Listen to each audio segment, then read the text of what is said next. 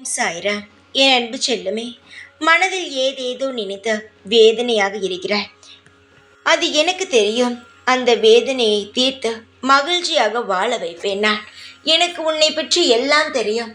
அதற்கு விடை கொடுக்கவும் தெரியும்.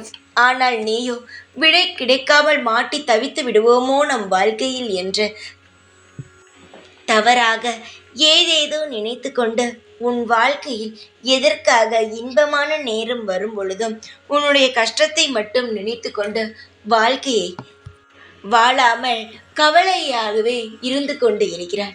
வாழ்க்கை என்பது ஒன்று, அது உனக்கும் தெரியும். ஆனால் அதை எப்படியெல்லாம் கையாள வேண்டும் என்பது தெரியுமா?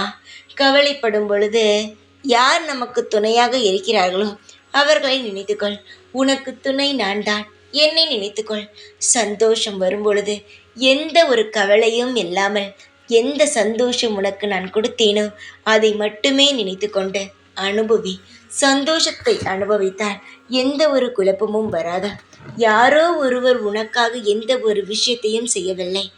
உன்னை சுற்றி கொண்டே இருக்கும் இந்த சாயப்பாதான் ஒவ்வொரு முறையும் அப்பா அப்பா என்று சொல்லி என்னை ஒரு பெரிய இடத்தில் அமர்த்தியிருக்கிறாயே. நான் தான் உனக்கு அனைத்தையும் செய்கிறேன். என்னுடைய அழகான தங்கமே, உன் வாழ்க்கையில் கவலை கொள்ளும்படி எதுவும் தவறாகி விடாது. ஏதோ சில நாட்களாக தவறாக நடந்து விடுமோ என்ற பயம் இருந்தாலும் அதை நான் தவறான பாதைக்குள் எப்பொழுதும் உன் வாழ்க்கையை நான் அழைத்து செல்ல மாட்டேன் தங்கமே. உனக்கு பிடித்தது, ஆசைப்பட்டு என்னிடம் நீ கேட்டது நிச்சயமாகவே நீ அடைவாய். நானும் உன் கையை தேடி வந்து உனக்கு தருவேன். மனதை நீ ஒருநிலைப்படுத்த பழகு.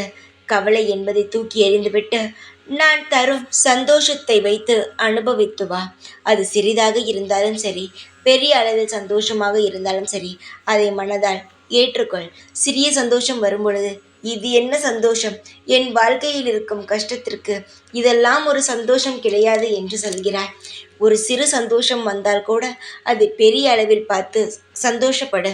கஷ்டம் என்று ஒரு சிறு கஷ்டம் வந்தால் அதை எப்படி பெரிய அளவில் பார்க்கிறாய், அதே போல் ஒரு சிறு சந்தோஷம் வந்தால் அதை மலை போல் பார். அந்த மலை உனக்கு உலகம் போல் மாறி இன்னும் அதிகமான சந்தோஷத்தை கொடுக்கும்.